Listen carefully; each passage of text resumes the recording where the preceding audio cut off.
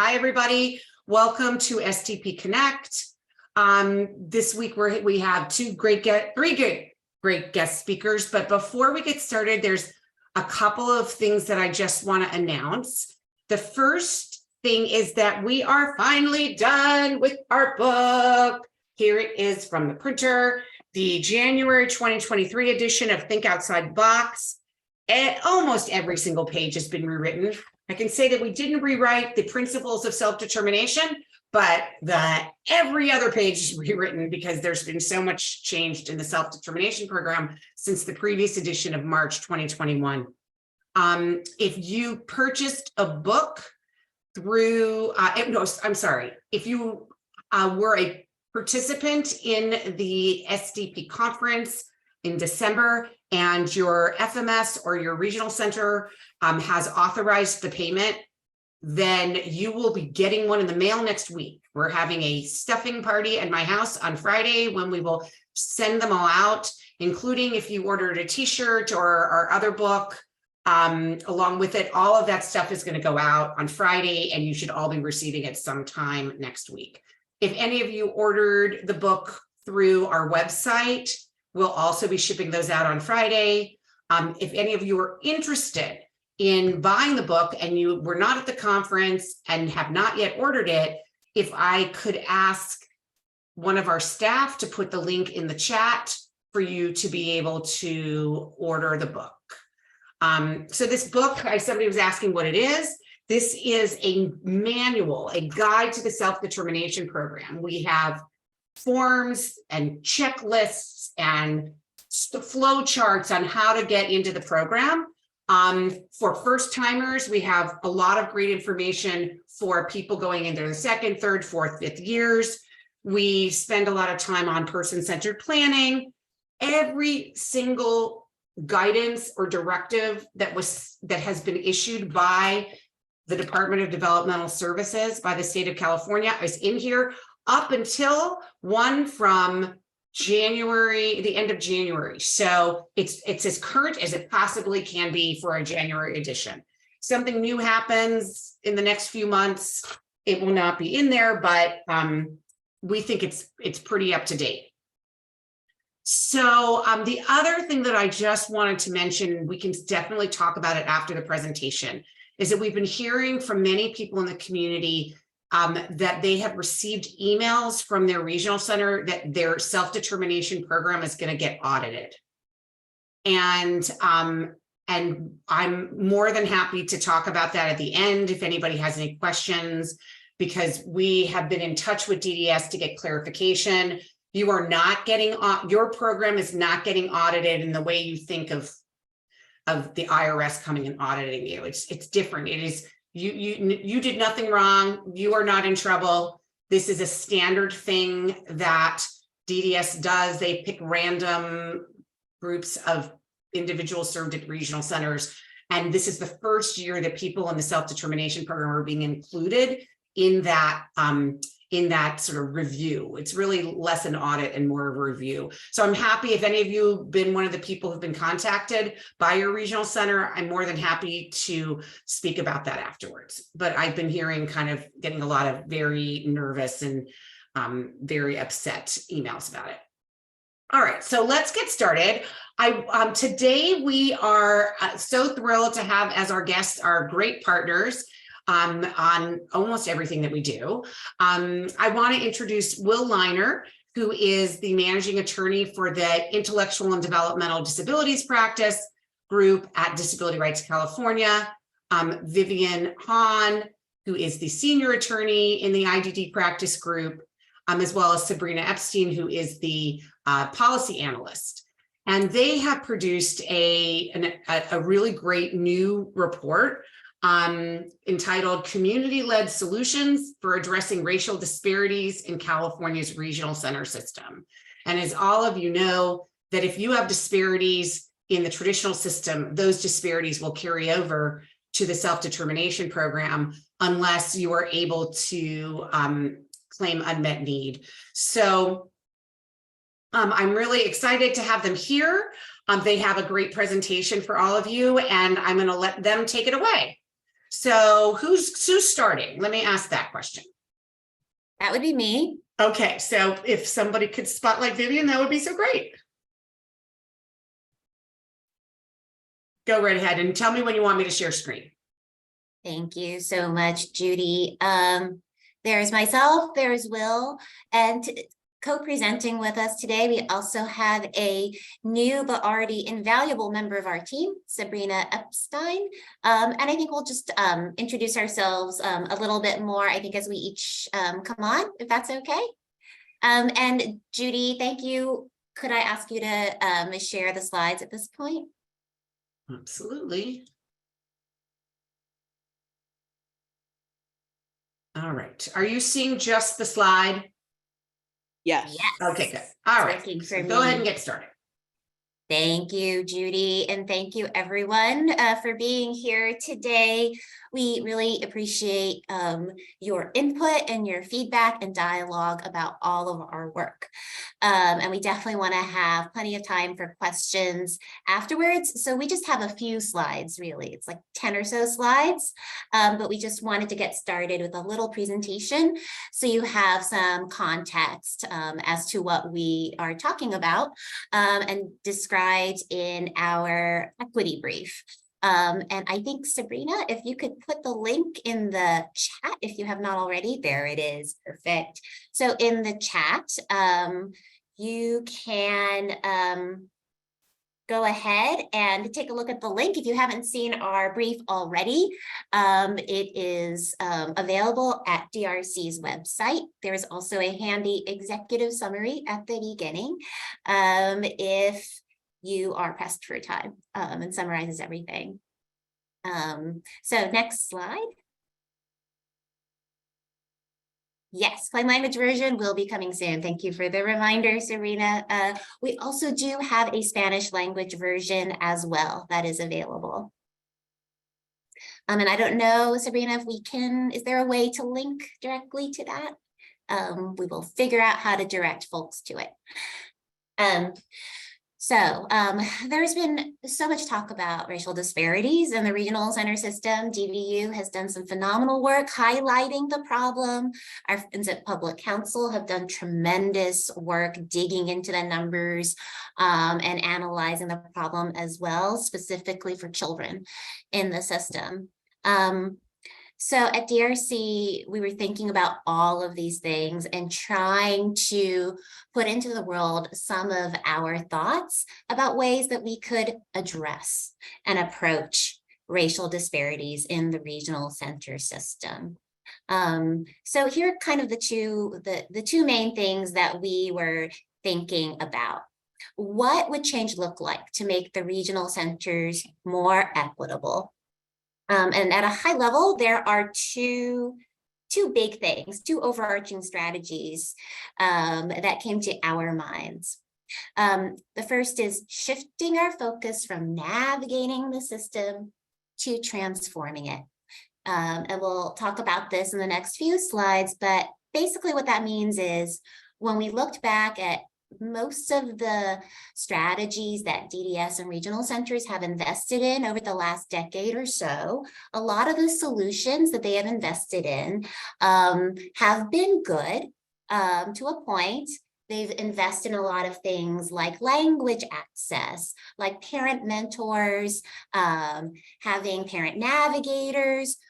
They've all tended to be solutions that are really aimed at helping people come to a better understanding of regional centers, the regional center system, and becoming more familiar with the process.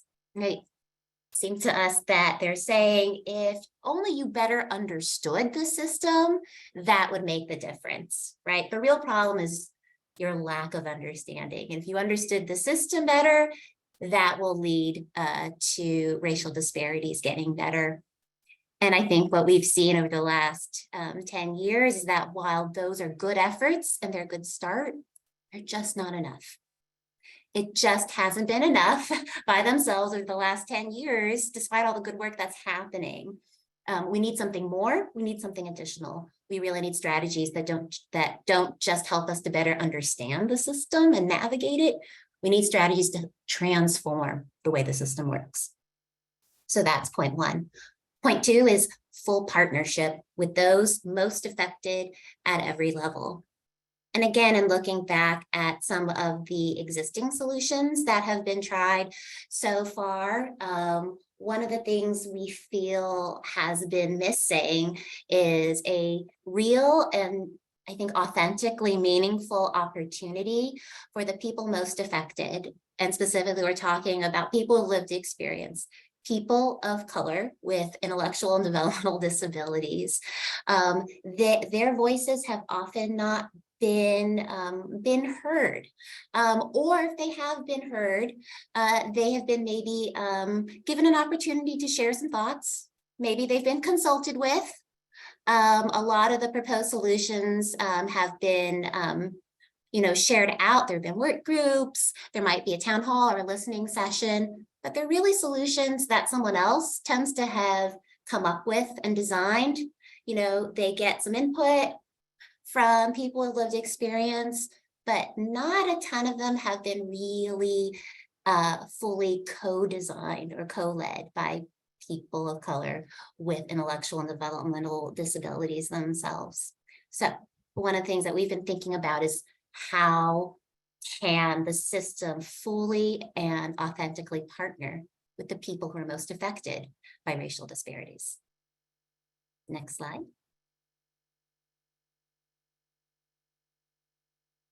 So here are some of the differences that we're talking about when we're trying to think about a shift in the way we think about possible solutions and possible strategies for addressing racial disparities.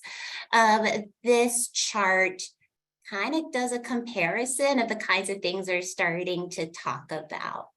So I hope doing a side-by-side comparison gives you a better sense of the difference between the two approaches.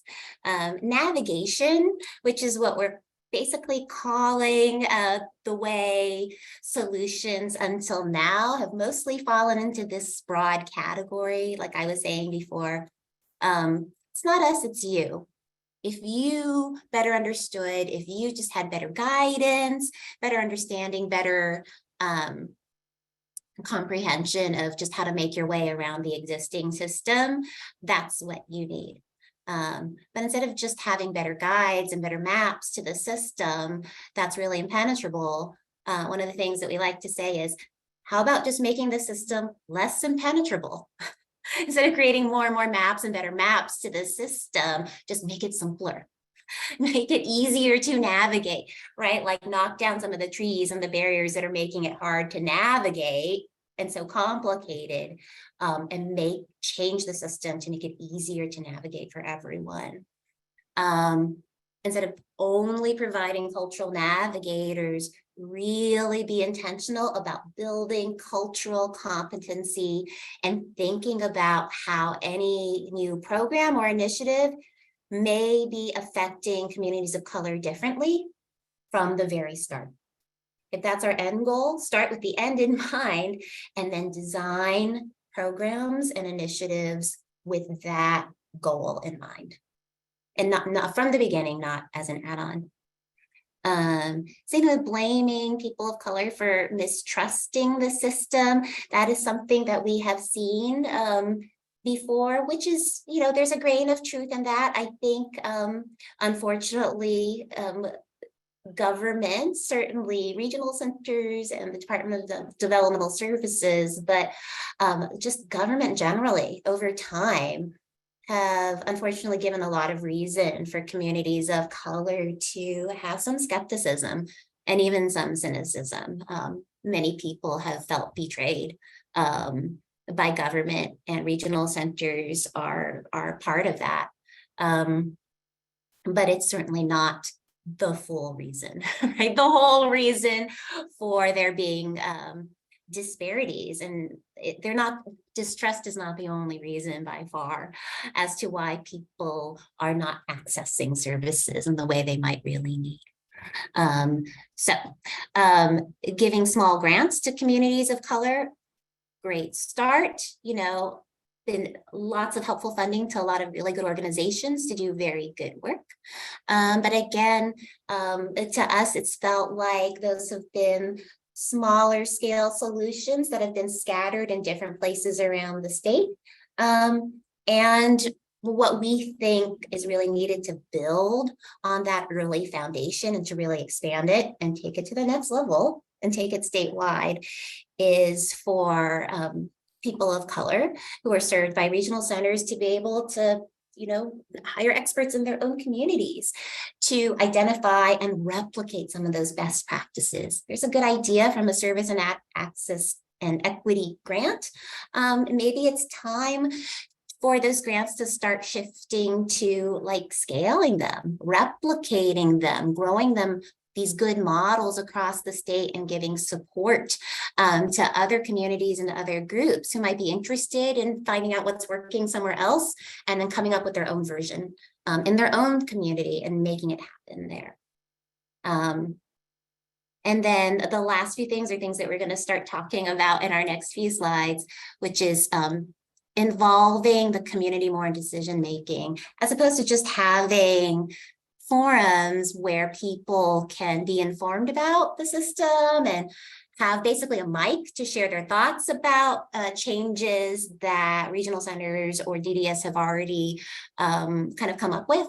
But to really involve the community in even formulating the proposed solutions and having them be involved with actually making decisions in the first place. And last, but definitely not least, we've been thinking a lot about what it means to shift administrative burdens. And the issue of generic resources, which we all know so well, and the way regional centers require people to exhaust generic resources before they will even consider funding a particular support or service.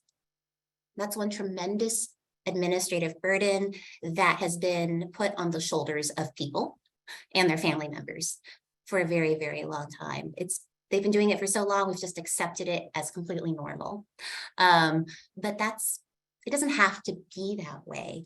Are there ways to take that burden and shift it off the shoulders of individuals and even individual service coordinators who are not always well equipped to help people navigate generic resources, and to shift it to the system itself?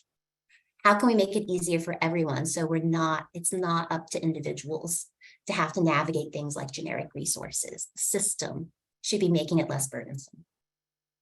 Next slide. And that's really where we're starting here. Administrative burden and gatekeeping policies. And this is a little graphic of red tape to illustrate how the administrative burdens. I think of administrative burdens as the hoops that systems make you jump through in order to be able to get to the thing you actually want and need. Administrative burden is a term that some researchers have coined, and it is something that it's a concept that President Biden's administration actually, in the last few years, his administration has come out with a number of equity plans that sort of lay out the president's vision for having more of a racial equity focus across all federal government agencies. And one of the major themes for President Biden is government is like too burdensome. There are way too many administrative burdens, way too many hoops that we make people to jump through to even obtain services from government that people need. And people often have to invest so much time and energy to get government services. The burden of doing all of that can take a toll. And that toll and that burden falls especially hard on marginalized communities, particularly communities of color. Next slide. At this point, Will, can I turn it over to you? Yes, you can. Thank you, Vivian. And thank you for this invitation to be here today. I'm so grateful to be presenting to all of you about this brief. Vivian set the stage a bit to talk about some of the kind of what we see in our system and where we want to move towards. And I'm going to talk a bit about the areas that we think are ripe for transformation, the types of transformation that Vivian talked about earlier. How do we move from navigation to systems transformation? Vivian talked a bit about the administrative burdens that, the whole generic resource requirement puts on people. I mean, many of you have been there. I'm assuming all of you have been there. You go to the regional center, you ask for a thing, and the first response is not it, not us. It doesn't matter if you're in self-determination, outside of self-determination. There's a whole move to the system to say, you got to get that thing elsewhere, go somewhere else. And in that burden, that's where people fall through the cracks. They fall through the cracks, they give up. And we often see more kind of hoops and gatekeeping practices that regional centers have, where we'll go back to the regional center and say, I finally got that piece of paper. I finally got that notice of action from another agency. Surely you can fund the service now. And the answer is, well, I'm not sure. We're not sure you needed that service to begin with. So now you have to jump through other hoops to prove up why you need the thing. For example, for respite, we see onerous requirements where families have to fill out worksheets and calendars hour by hour. How do you spend your day? Who's in your house? What do you do? When are your kids at school? In the house, out of the house, and it's quite intrusive. And it's just another point where people just start to give up and just say it's not worth it. It's these administrative burdens and gatekeeping policies that really push people out of our system. And then once we get through generic resources, maybe a regional center will say, okay, we agree. The thing you're asking for is our responsibility. Well, now we get into regional center purchase of service policies, what we think about as the discretion that regional centers then have to determine what services they will fund, under what circumstances, and for whom, right? When I look at the law, and I think all of you know the IPP process pretty well, or the person-centered process, on paper, it sounds really good.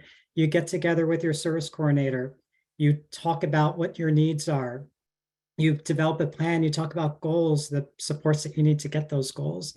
But then you get to a point where someone will say, well, I don't know if we can improve that thing. We have a committee, a purchase of service committee, some kind of internal review committee that has to vet the request. And then that'll happen and we'll let you know. So we see all these areas of what we'll call regional center discretion, where the more discretion people have, the more areas there are for bias to seep into the decision-making process. And then you look across the system where every regional center, 21 regional centers, 21 different ways of doing things, has their own purchase of service policy committees, has their own internal review committees, has their own processes or tools or worksheets that they use to determine whether someone needs a thing. It's too much discretion, and it's too much opportunity for bias to seep into the process. And we see this come up in particular when it comes to natural supports and family responsibilities, where there are a lot of built-in assumptions I think many regional centers have and many people have. They'll look at a family. Maybe the family lives in a multi-generational household. So mom, dad, aunt, grandma, person that receives services, all living in one household.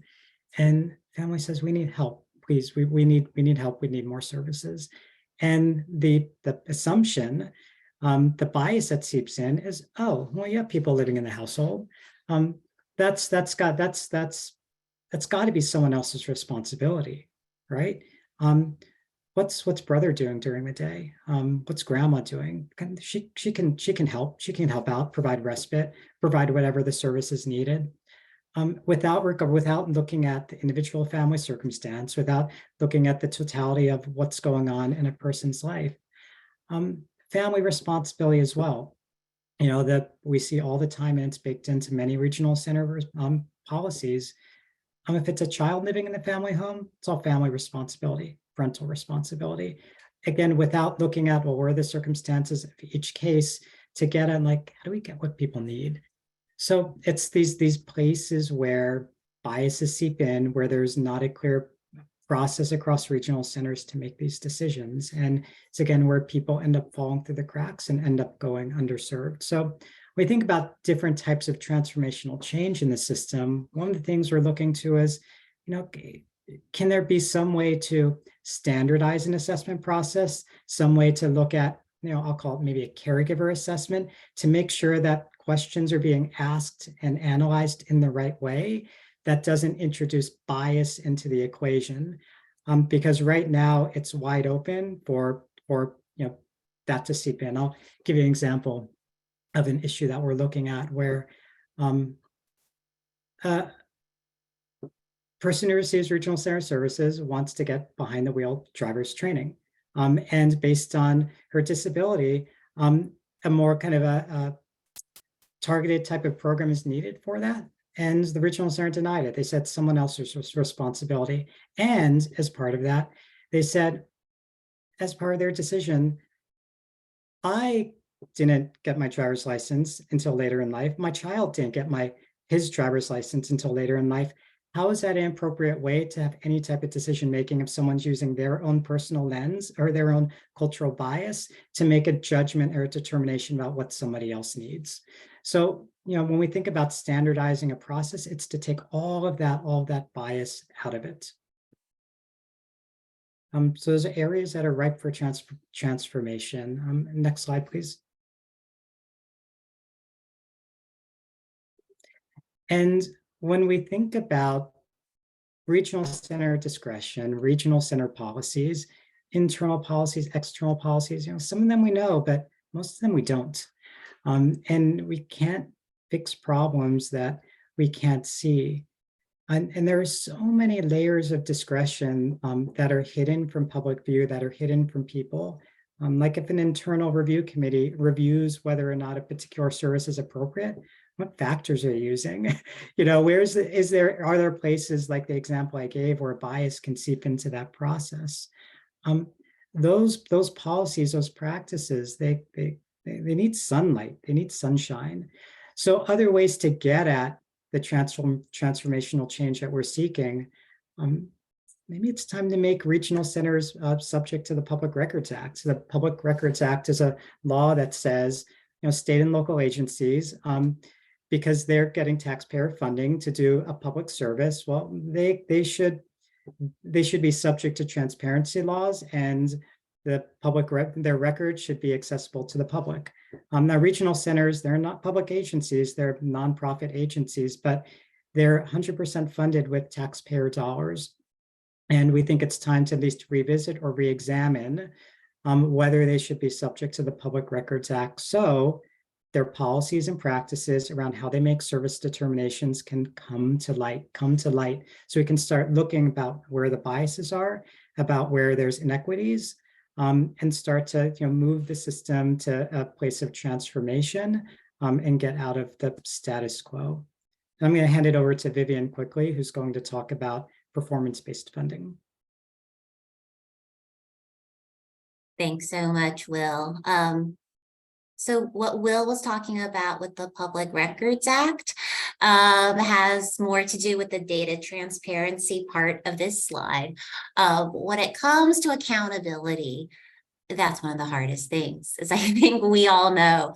How do we hold regional centers accountable for some of these problems that we've been talking about? And one of the things that we think merits a closer look is something called performance-based funding.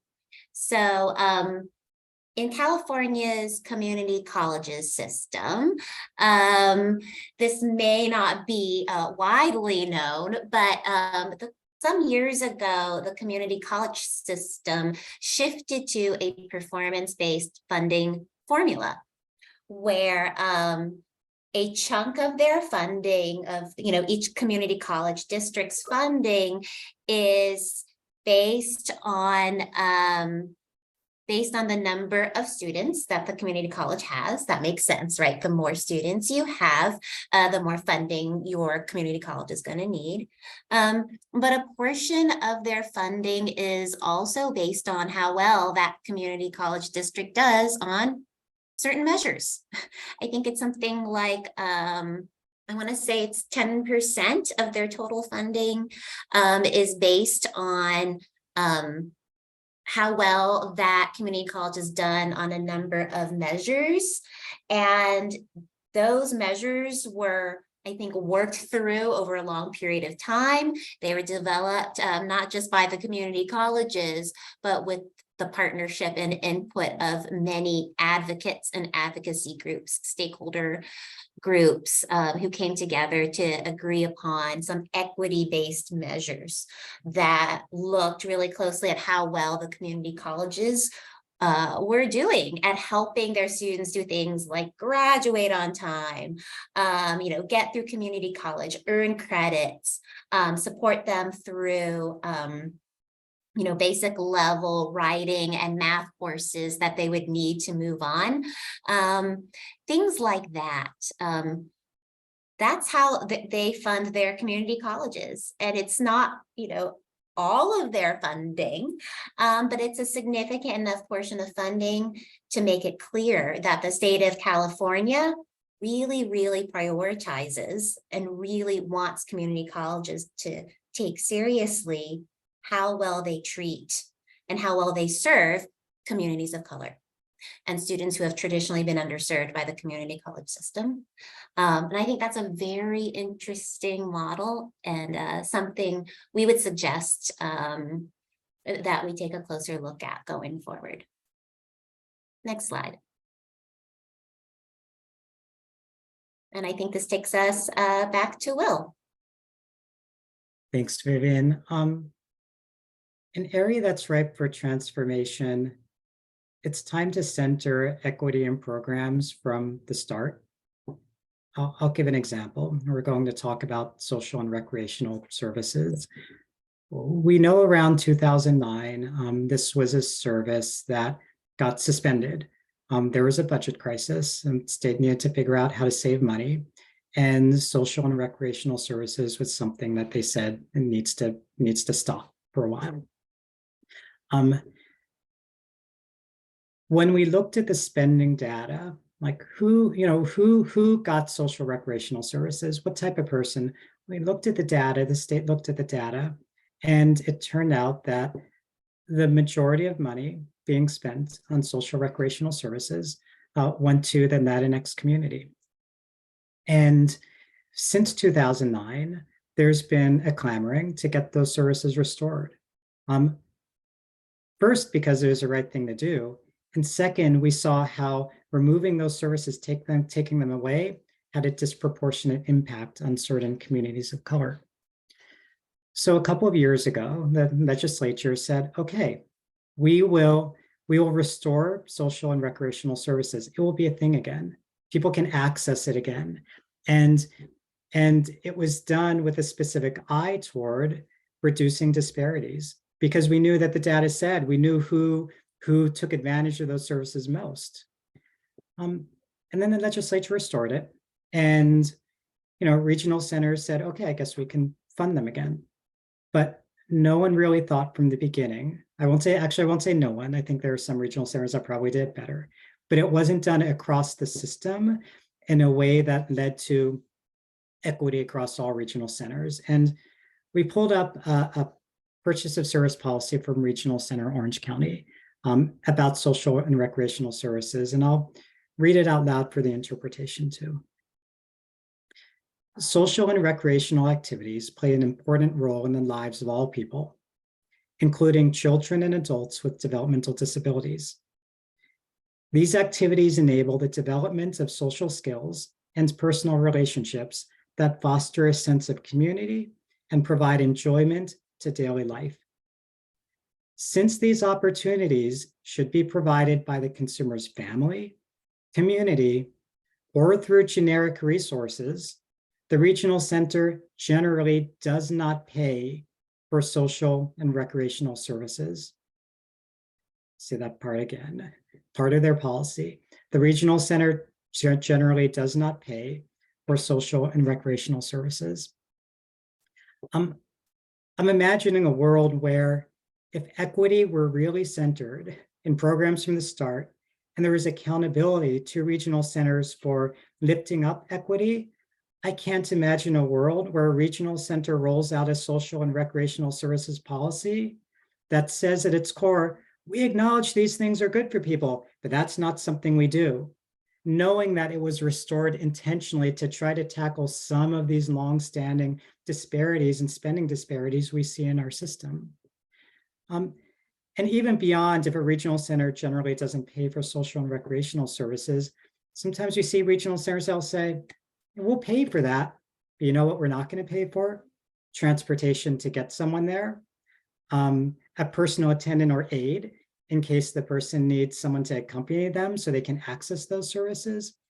So there's, from the very beginning, as soon as these policies are rolling out, I would say for some regional centers, it was done with a lens that's opposite of trying to create equity in these programs, and opposite to what I think the legislature intended when they restored these services. So when we think about transformational change, we're thinking about, do we need to build requirements into the system to, whenever a new program is developed, policy is developed, whatever it is, we need to look at it with a frame of equity and how we can make sure that everyone can access it and it's not leaving out the very people that it's intended to support. I think we can move to the next slide, and we're going to hear from Sabrina.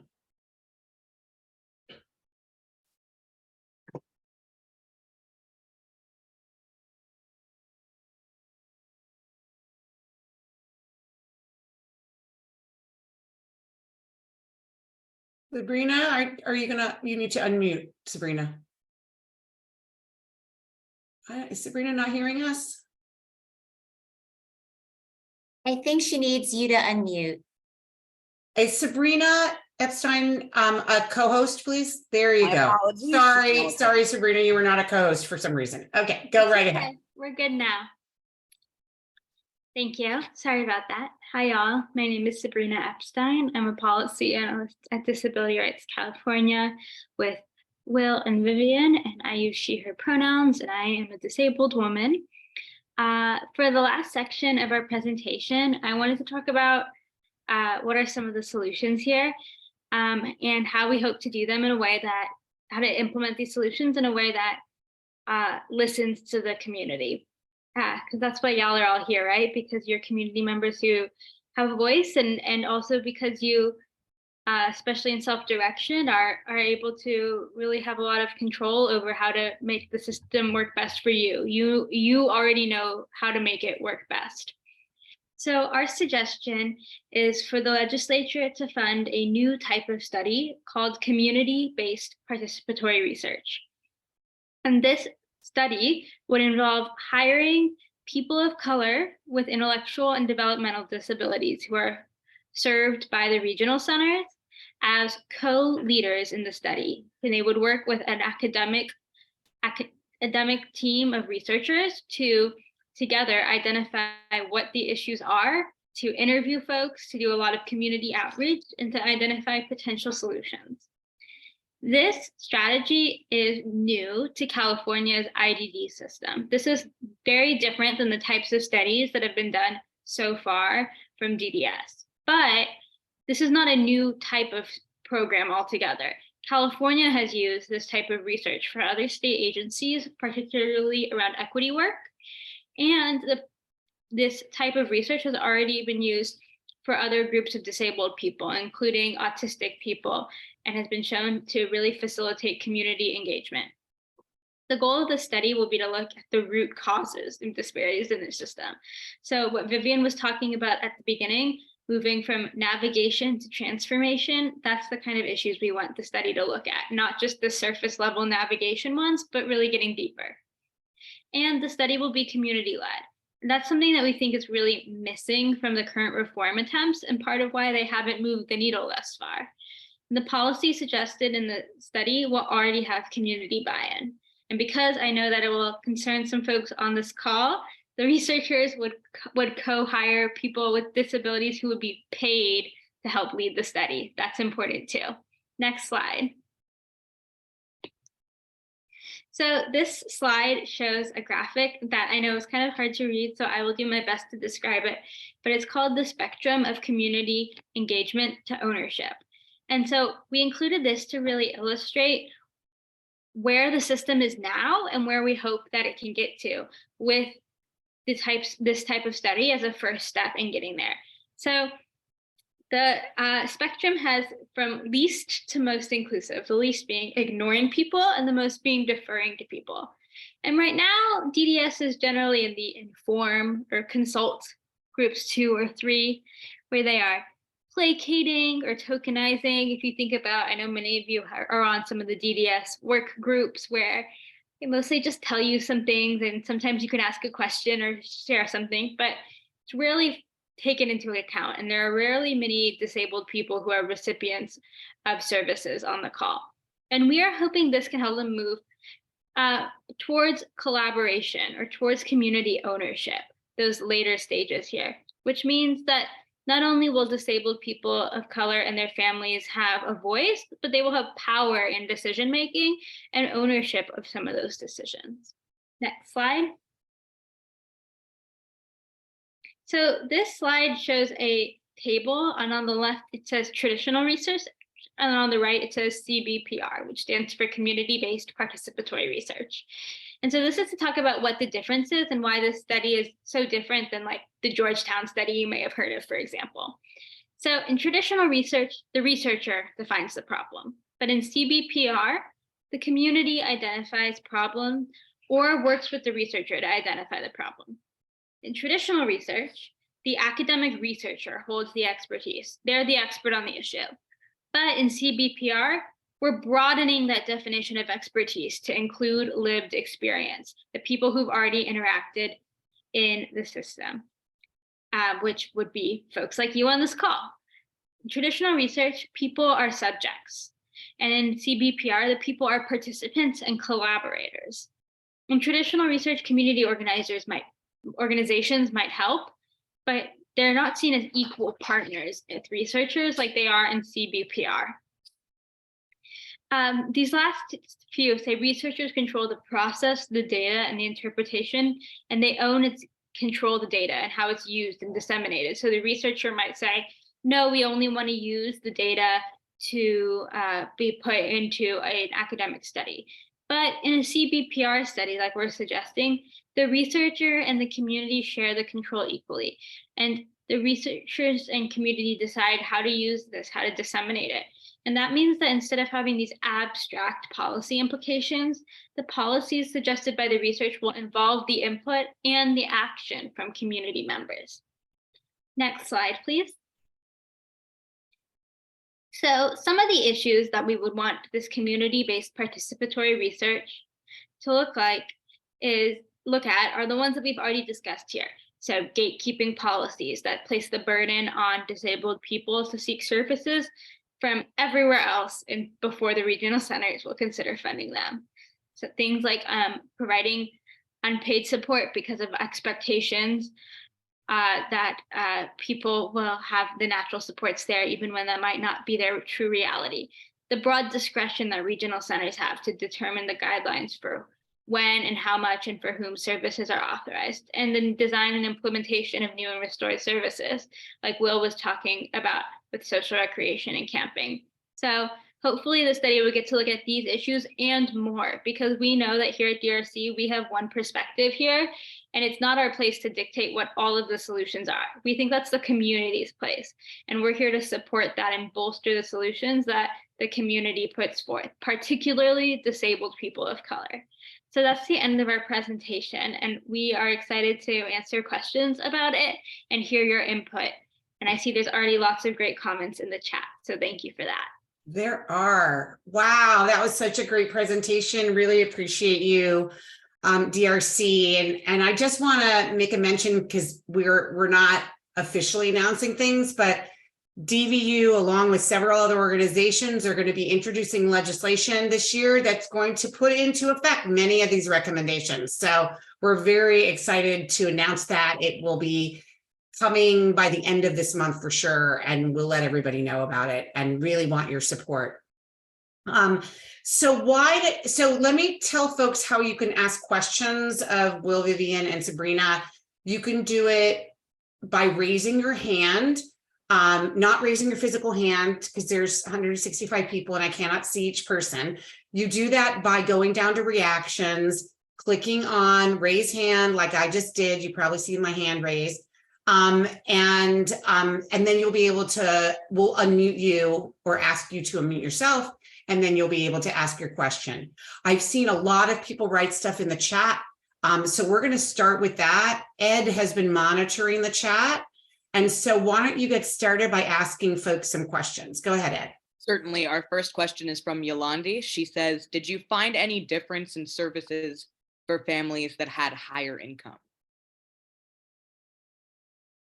I can take that. That's not data that we have right now, as far as I know from regional centers, but I think you are really correctly identifying an issue, that it's easier to get services when you're high income and you have more resources to advocate specifically. And we know because of intersectionality, those issues are only exacerbated, right, for people of color and other marginalized groups. So thank you for bringing that to our attention, and hopefully with more data, like the suggestions that we have in this brief about having more transparency, we could look into that and try to expose those issues and solve them. So we don't have the answer now, but you are asking a great question.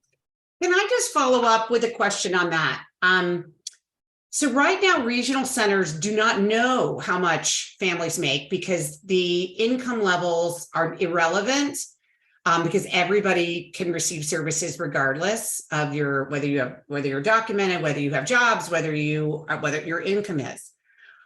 The reason why some are asked about their income is because of the family participation fee when folks are not in Medi-Cal. Those are when folks are asked. But I can tell you that my family was never asked, and so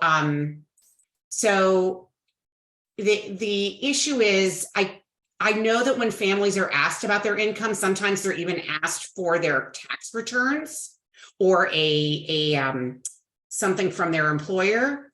We're already dealing with a lack of trust, and then you're asking for this again. So I'm not really sure how you would recommend regional centers access that information when we don't even want them asking for that kind of stuff in the first place. So what do you guys think? It's a really good point, Judy. And this is a data collection question at its heart. And there are so many, issues when it comes to regional centers being intrusive into our lives as people of color.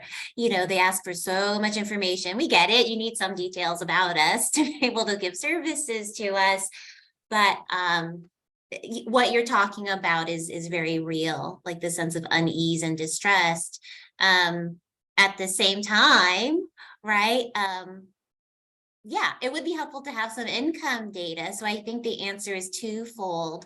One, on a very practical level, one of the reasons why we don't have that data is because the statute that talks about racial disparities data and requires regional centers to do all of that reporting that they do every year. It really only talks about race and ethnicity. It doesn't require regional centers to collect and publish data broken down by income in the same way they do for race and ethnicity. So that's just a very practical reason. At the same time, though, if we do want some of that data, while I completely agree that it would be good to have it, I think, Judy, what you're rightfully pointing out is that I don't know how useful that will be. I don't know how much participation or how much buy-in or collaboration we'll get from communities of color, given the track record and like the sense of unease and distress that currently exists. I think that might be a really good data point to collect, but only after some work and repair and some healing. has been done around some of these issues first. For me, that seems foundational. Thanks, Vivian. Go ahead, Ed. Sure. I have another question, and this one is from Lulu. She thanks the folks at DRC for being here today, and she says, something that is happening at RCOC is that they make you do too many IPP meetings, and they only provide services for 3 or 4 months, and that's a barrier to entering the self-determination program. How will Disability Rights California help families to do more systemic advocacy in this regional center? And there's a Lulu with her hand up. Lulu, was that your question? Did Ed just read your question? Or did you have something in addition?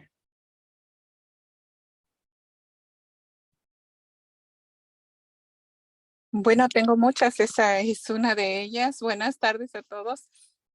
Mi otro comentario sería también en la parte de las pólizas de lo que es recreación y campamentos. Están pidiendo revisar el SSI, el IHC y que no tengamos ningún recurso para ser usado para este servicio. Entonces, ¿cómo ustedes nos van a ayudar para hacer cambios en este tipo de pólizas debido a que eso no lo pide la ley Lanterman? Entonces, sería importante, por favor, que lo consideren para venir a apoyar al Centro Regional de Orange, a sus familias, para poder hacer estos cambios. La otra cosa que quisiera también hacer mención es solicitar nuevamente su ayuda para la traducción a español de la ley Lanterman como algo sistemático, importante para todas las familias hispanas que no entendemos, no leemos y no podemos hablar español. Esto ayudaría mucho para que todas las familias conociéramos nuestros derechos y al ir a una reunión de IPP o tratar de entrar a autodeterminación también nos ayudaría mucho debido a que podríamos entender los códigos que a veces nos dicen y que a veces ni siquiera existen esos códigos de ley y solamente por intimidación lo hacen. Entonces necesitamos este apoyo, es importante y vital y ya es muy necesario. Ojalá que nos puedan apoyar con eso a Disability Rights y cualquier otra organización presente que pueda apoyar en este tema sistemático. Muchas gracias. Le doy oportunidad a alguien más. Thanks, Lulu. Who wants to take that? I can start and, Will, please feel free to chime in or jump in. Lulu, you ask such good questions, right? That's what it comes down to. What can we do about this, especially really specifically at RCOC, and especially about social recreation, but a lot of other services too. I think that's where we have to look at tactics, because I think we've heard from, I think, Lulu and many other folks and families from RCOC who have been really struggling and been really frustrated because they feel like they have done everything that they could have tried to talk with and work with leadership at Regional Center of Orange County. They've tried to meet with, board members, with the executive director, with other leaders in place there to try to explain the problem, to ask for an audience and genuine dialogue. And what they're telling us is that it's not happening for them, and that regional center has been very resistant or dismissive, not just about what they have to say, but not even like sitting down to hear what they have to say. So at a certain point, I think when you ask, what can we do? If you've tried asking for change, pushing for change at the regional center level, and it is not happening, it is time to change our tactics, right? It's time to escalate it and bring this issue to the attention of others in the system who are higher up, who just may not realize, how deeply ingrained and how intensive these barriers have been for people. And with that, I mean, organizing, plain old fashioned organizing. It means putting our voices together and sharing our stories and our voices about these specific types of barriers, and bring it to the attention of the legislature, of the administration, of DDS, of CalHHS, which is the agency that sits above DDS. That's the California Health and Human Services Agency. And there are also, I think, many people in the legislature who are kind of aware that there are racial disparities problem in the regional center system, but haven't really dug in and may not be familiar with these specific examples.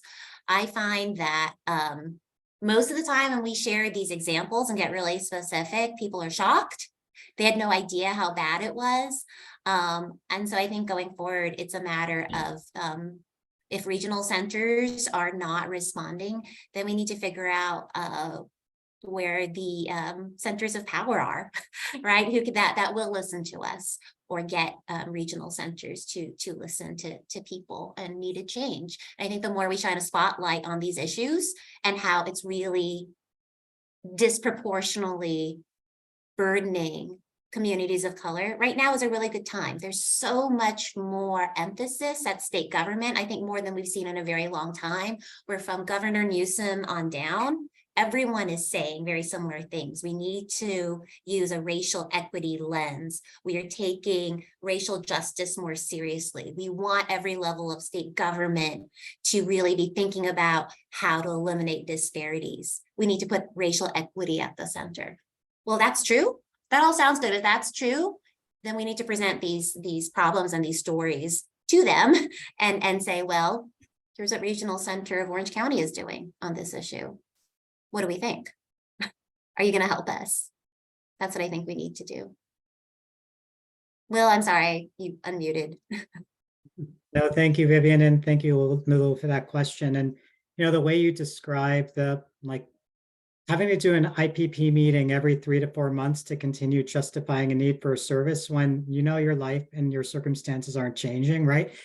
That's the very type of what I'll call administrative burden that Vivian talked about earlier, where it's something that the regional center does for so that people drop out along the way. Is it required by law? Probably not. No, right? Do they think it's necessary? Maybe they do, but it's not, and we know it's not. And this is where people are dropping out.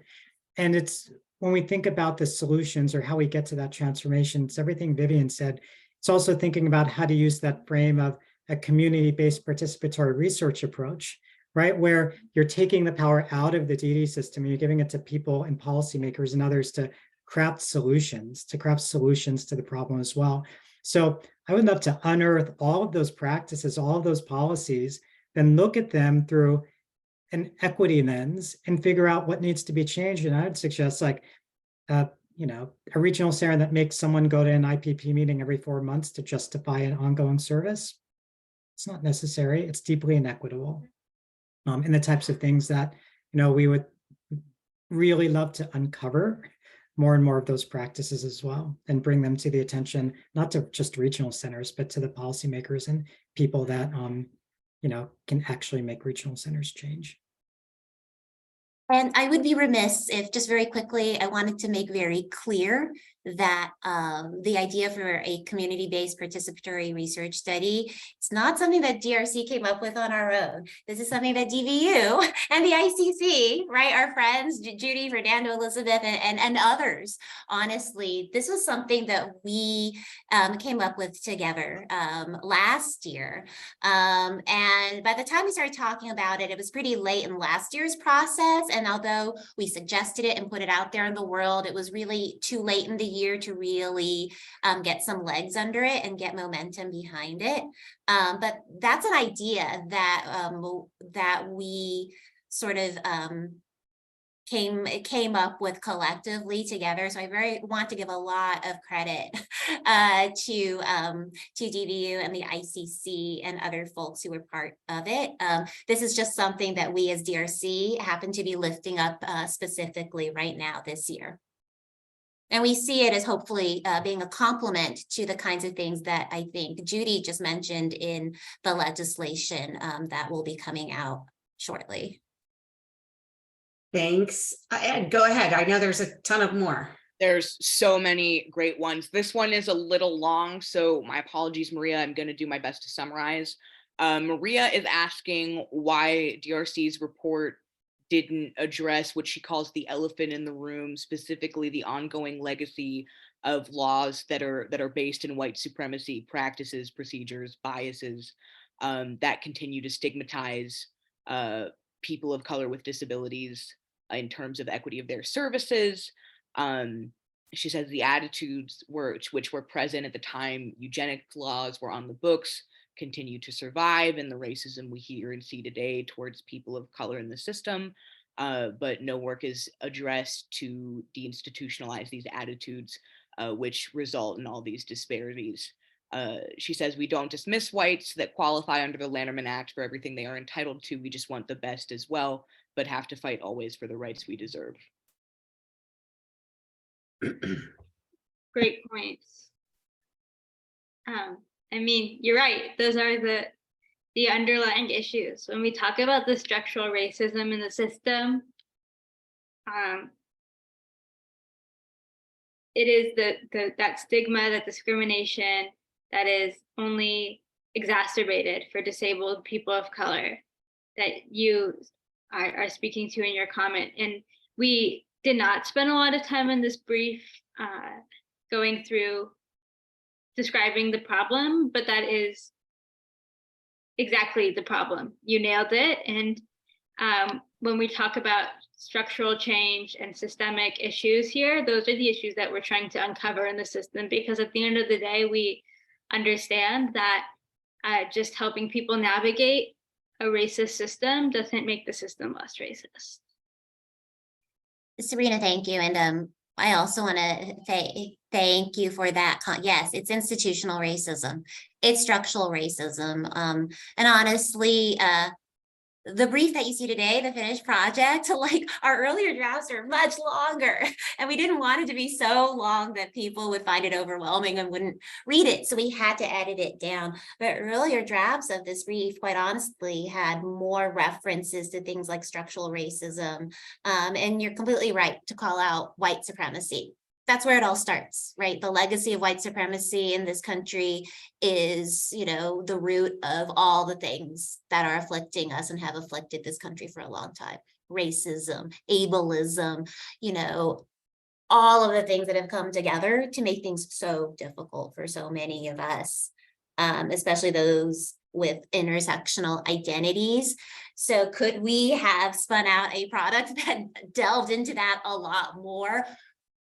Probably we could have. There's so much out there. There's a lot of work that people have done, scholars in the disability justice space, and also just, like in the racial justice space, who have covered this ground. So much so that honestly, I felt like, that work is out there. It's not like we are the experts on that very critical history.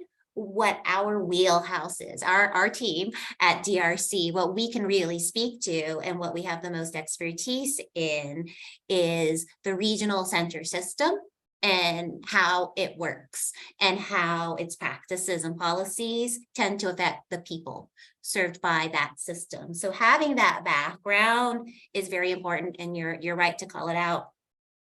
And honestly, it's hard to get the tone right.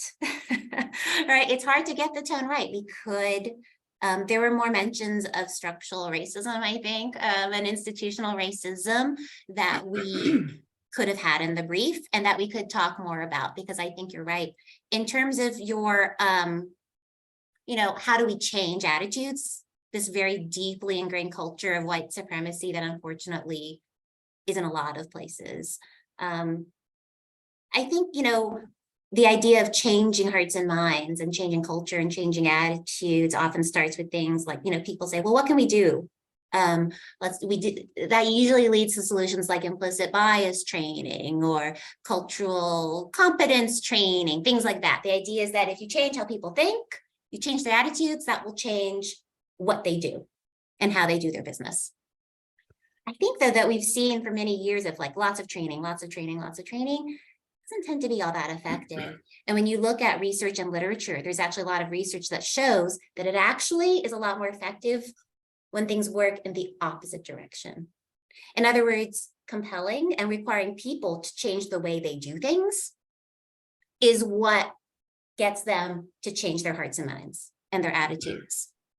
That comes first. So it's not like they change their minds first and then they do things differently. Like, don't waste your time trying to change people's mind. Just make them do things differently. And over time, they'll be like, oh, it seeps in. They start to internalize it. And that's when they embrace it. So that's just yeah, I completely agree. I think that culture change can be legislated, but it's not by teaching them to think culturally different. It is about actually having them do things differently.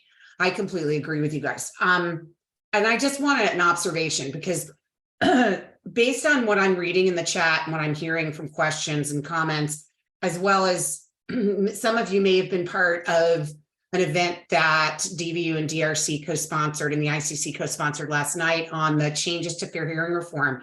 And there were very similar exchanges in the chat there about institutional racism. Honestly, I don't even understand how the regional centers can continue functioning with this level of accusation of racism. These are, remember that regional centers are government contractors. That's all they are. They don't have some special place in the world where they can do what they want. They are accountable. They are completely paid for by taxpayer dollars, federal and state taxpayer dollars. They should be accountable to taxpayers, to us, to the people they serve. And so if there is this level of accusation of systemic racism in there, I mean, I don't understand why there isn't radical change being offered. So that is just my view from the last couple of days of having these events. Go ahead, Ed, another question, please. Certainly, we've got a lot of really good ones. This next one is anonymous. Do you know if it is a requirement to meet with regional center service coordinators quarterly once a participant is in the self-determination program? It is. I don't know if you guys know this, but it is required. So there's a section of the Lanterman Act that regards adults and children. Adults and children who live outside of their family home are required to have quarterly visits by regional centers, regardless of whether you're in the self-determination program. And so yes, so don't, they are being required to do that. So don't think this is something that regional centers are trying to go above and beyond what they need to do. Now, those visits are supposed to be, very good visits. They're supposed to be like, how are you doing? How can we help you more? They're not supposed to be accusatory visits. So they, they're there to check on the health and safety of the individual. And we've heard that there are circumstances where that's worked out. And then we've also heard circumstances where it's been very problematic. So it's not always a perfect situation. And I will say too, Judy, that there are many things that regional centers are required to do under the law as written. Yeah. But as we all know, it seems to be selective. So on the one level, yes, if there's a requirement in the law, yes, it's maybe legally required, but it does seem like regional centers are selective about which legal requirements they actually enforce and follow. So I'd say it's yes and no. Yes, there may be a requirement, but if they're picking and choosing which requirements to follow and when and with which groups of people they're like focusing on to enforce certain provisions, I think that's also telling. Thank you. Before we take our next question, because we know there's tons more, I just want to make a little announcement that we weren't ready to announce at the very beginning. And that is that DVU is hiring a bunch of new people. And you are the first that we are telling this to outside of the DVU family. And one of the positions that we're hiring is a brand new position that we're calling the SDP projects director. And this is for an individual, it's a full-time position. It's for an individual very experienced in the self-determination program. And we would love for you to consider it. We are looking to the people who come to our SDP Connects on a regular basis as a core group of people who are potentially qualified to take this job. And we are also hiring a second individual for a different division at DVU. It's called the project coordinator for empowerment programs. And we are going to be this is specifically targeting self-advocates. This is a job for people with disabilities, any disability. They do not have to have an intellectual or developmental disability. And this is to help create a self-advocate speakers bureau to train self-advocates to be out there in the community and educating folks in the media and others. So, please look, they're in the chat. The job announcements are in the chat. We encourage, if anybody's interested in these positions, to apply. So let's move on. Go ahead, Ed, thanks. Certainly, I just want to note that a huge part of that benefits package would be working with me. So I'm joking. Next up, I have a question from Jay, who says, I tried to escalate my issues for 4 months. The regional center ignored my implementations. Whenever I file a complaint, they switch my son into a different regional center office. Do they really get away with doing that?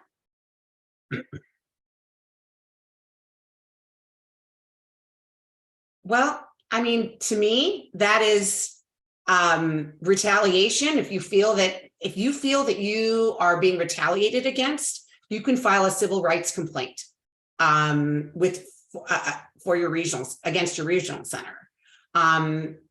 There's this new position called the SDP the land term and ombudsperson. These are the kinds of things you should be calling them and complaining about. Many people I know don't even have service coordinators right now. So I don't know if Will or Vivian, you have any other suggestions? No. Okay. No, Judy, I like the idea of, DDS holds out the ombudsperson as someone that can help people solve problems with their regional centers. And it's a new program to DDS, but it looks like the regional center is getting away with it right now, right? Then let's put DDS to the test and see if they're able to do the things that they say that this program can do. So I would just echo what Judy said. Call the ombudsperson, see what happens. If nothing happens with it, maybe DRC would like to hear about it. But I want to give the system a chance to do the things they say they're going to do. And if they don't, that's then we can talk, right? But let them take responsibility for the things that they say they'll fix. Great. Go ahead, Ed. Next up, we have a question from Sabrina. My regional center won't give me my child's IPP document. I have been asking for almost a year without any progress. What can I do?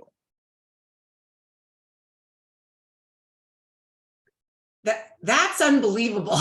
Like you have a right to your IPP. When do we, wow. So that is a lot. And this does seem, whatever your most recent IPP was, well, first of all, I hope that you are having IPP meetings at least annually. So I'm not sure how long it's been since you had your last IPP meeting, but whenever that was, even if your most recent IPP was more than a year ago, whatever your most recent IPP document is, you should have a copy of it. That's really fundamental. And it's, if you have not, if you don't have a copy of it, that should be something, despite I think some of the things you said, that having a copy of your IPP should be something that someone at all 21 regional centers should agree with and feel strongly about. So if you have not spoken with someone higher up in your regional center about it, that is something that you should probably consider doing. That's something that I would encourage you to do. There may be other, again, mentors, peers, folks that at your regional center, other individuals or parents or family members who might be able to help you identify who the right person might be at your regional center. There's probably somebody there who can help you. Someone is saying the social workers have been instructed not to give me my child's IPP. I'm seeing that in the chat. That is worrisome. That is worrisome if that is the case. That is definitely not okay and not acceptable. Without more details, it's really hard to say more about that situation. But I don't know if Will or Sabrina, you have anything to add? No, okay, let's move on. Go ahead, Ed. Sure. I have another question from Jay. How many translators or translation services does the regional center contract with? They seem to be making excuses as the meeting is closer, and they will suggest that we reschedule the meeting so I can access interpretation. I told them that I will not waive my rights for an interpreter, but I also will not let them push the dates just to delay my child's services or needs. I have filed a director's complaint, but there was nothing.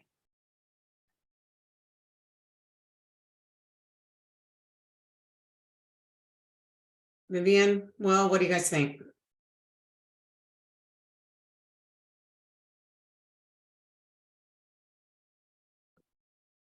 As to how many companies regional centers work with to provide interpretation, I don't have that information. I mean, some of you on this call might, but I think that the answer should be is they need to have enough people that they work with to provide the translation and interpretation services to meet the needs of, the folks they serve. When I think about language access, it's one of those things, one of those fundamental rights that I think all of you have.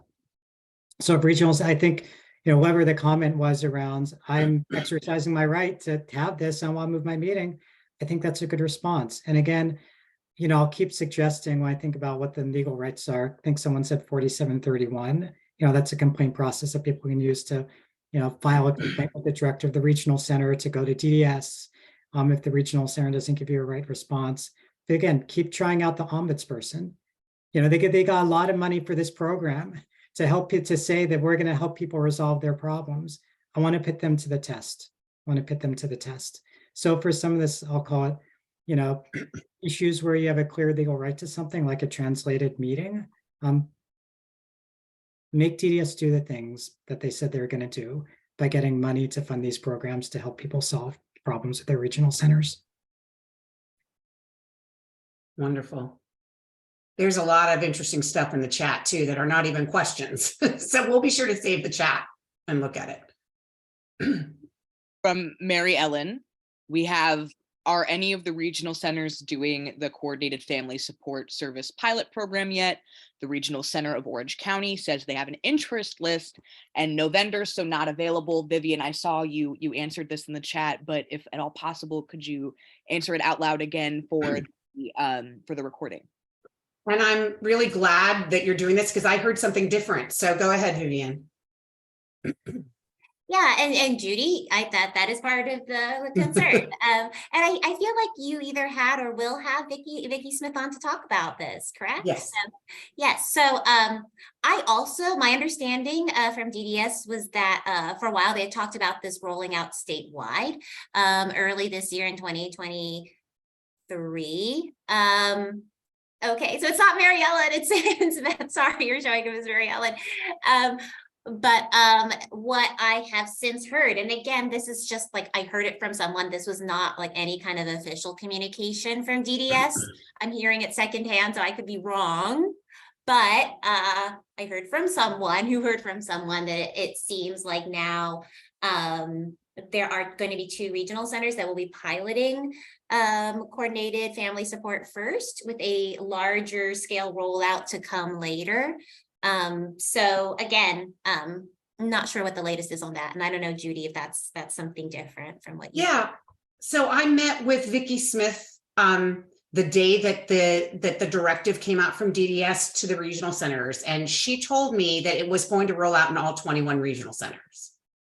So the fact that you're hearing 2 of them concerns me. But I just got invited right before this. I'll put it in the chat. They're having community meetings, community webinars on February 15th And on February 16th, they're doing one in English and one in Spanish. I'll put the links to register in the chat for folks, because that's where you'll get the actual real information, and we'll find out what is truly happening. But the one thing that I can say is that the regional centers just got the directive like a week and a half ago. So I'm not at this point criticizing any regional centers for not implementing it, because they didn't even know what they were supposed to do until a week and a half ago. I believe that DDS could have done a much quicker job. It took them 18 months to get out this directive. So I think that's a little bit ridiculous, but somebody's asking what coordinated family support is. It's support for adults who still live in their family home, to be able to have kind of like supported living services that, and it specifically was created, it was an ask actually from DRC for many, many years, to address racial and ethnic disparities. And let me explain how it intersects with the self-determination program. So if you are an adult, or you have an adult child or an adult family member who is still living with the family, but requires 24/7 supports, and the family really needs to be able to have that extra support in the home, you can apply for coordinated family supports according to the directive, which I can try to find unless somebody already put it in the chat. According to the directive, there's going to need to be an assessment done, and then there would be a recommendation based on the assessment of what the services are that folks need. I can tell you that we're going to be a guinea pig on this, and we are trying. We are going to apply for it for my son, who is 26 and still lives with us. So I will be able to keep you posted on how it's working. If you once that service is put in, it is approved for the individual, then that amount of money will be added to the SDP budget. Okay, so it's not that you have to use one of the traditional service providers. By the way, there are no service providers yet vendored for this anywhere in the state. However, the rates are really quite high. They're like $60 an hour, which is higher than many supported living provider rates right now. So I think there's going to be a whole lot of vendors who will want to move into this realm in the near future. And just because there's no vendors doesn't mean that the SDP can't get it. You can apply for it, and you know your rate. If there's a different rate at each regional center, or the rates are anywhere between $58 and a little bit over $60, depending on your regional center. So I will go ahead and put the links in, and I think we'll probably have time for one question, maybe. And I just wanted to say quickly that Judy's right in that this was something that DRC had advocated for some time. As a concept where it would be supported living for people who still live with their families. And that is not exactly what coordinated family support is. I just wanted to make that very clear. It is actually pretty different from supported living. Supported living is a wraparound service, as many of us know. That's very all-inclusive, and people, often have supported living many hours a day for many days. Coordinated family support, I think DDS has put a lot of good thought and effort into conceptualizing it, but it's not supported living. It is a few hours a month, and it seems like it may be a good service that people can get use out of, but it is definitely not supported living. It's not a wraparound service. She said it was, when I asked her that direct question, could this include 24/7 supports? And they said yes. So guess who's going to test that theory? It's not, let's see what happens, because I'm going to test it. Okay, go ahead, Ed. I think we probably have time for one more. Sure. Our last question is from Mary Nahidi, and she asks, how does the spending plan get calculated? So the spending plan is not really calculated. So the budget is what's calculated. There's a budget calculation tool. I encourage you to buy our book. It's explained in there. And the spending plan is the way you take that budget amount and you spend it. So you can work with an independent facilitator who can help you, figure out how much your staff cost, how much the taxes and liability insurance are. They can, let's say you want to take a class at the local community college, you put that in. You can have basic estimates for it. But remember, the spending plan is really different than the individual budget. I see Christine put in the chat something about the SDP budget calculation tool. So that's the individual budget. That's the total dollar amount that is different than the spending plan, which is how you're spending your money. Okay, so there is some information on this stuff on the DDS website. We also have our interchange. It's called the interchange.org, where you can get all this information as well without the book. So let's see. Let's see if there's one other really quick question, Ed. There is. Lourdes says, what about the FMS crisis? They're pushing the date to June 2023. And I see a lot of similar sentiment in chat asking basically what can be done about this. Yeah, well, we have talked about that a lot in our previous SDP Connects. That is obviously a major concern. It's not just June. There are some that are not taking any new clients in all of 2023. And then there are some FMSs who are threatening to leave certain regional centers. I think I announced last week, the last time that I found out that GT Independence is owed over $6 million from regional centers. It's just not it's not a viable business model for the long term. So obviously this is a major issue that we have been super involved in. We have done at our conference, we discussed it. At many SDP Connects, we've discussed it. I sit on an advisory committee for DDS, and that seems to be all that we talk about at the advisory committee. So if we don't fix this problem with the FMSs, the self-determination program is not going to succeed. And Judy, I would say this too. This problem, we see that this problem a lot with FMSs and self-determination, but it is not the only place. There are many other supports and services, vendors, and regional centers where vendors are not getting paid on time. Right. They are not getting paid on time. It is taking months and months, 6 months, a year. Right. People are not getting paid. Some vendors get paid and some regional centers are better than others, but there are too many vendors that are not getting paid on time by regional centers. And then people ask and wonder why. Why aren't there enough? Why are we having a staffing shortage? Why can't we find vendors? Why aren't services available? Why aren't people doing better? Why? This to me is really critical. I would love to bring this up more with labor. I would love to bring this up with other folks, because just having people paid on time seems, again, foundational. Mm-hmm. And if you're wondering why it's so hard to get things done, if you don't pay people on time, like that, honestly, personally, I would love to see regional centers held more accountable for this very, very basic thing, because all these other reforms and efforts and initiatives we're talking about, if people aren't getting paid up, they're right, like it's a problem. Yeah. So, thank you all. I see Susan is asking about the audit that we'll talk about it next time. Here's the thing I need to tell you is we're not doing another SDP Connect until March. And the reason why is because in 2 weeks from today, on February 22nd, I know we're running long and I apologize to our interpreters, but 2 weeks from today on February 22nd is a very important hearing that you can watch online. It will take place in Sacramento, but you'll be able to watch it online, and they will be discussing things like the self-determination program. They will just be discussing racial and ethnic disparities. And we want, instead of having an SDP Connect, we want you all to be watching that hearing. And there is a public comment time where Assemblymember Arambula will stay on and listen to every single concern that people express.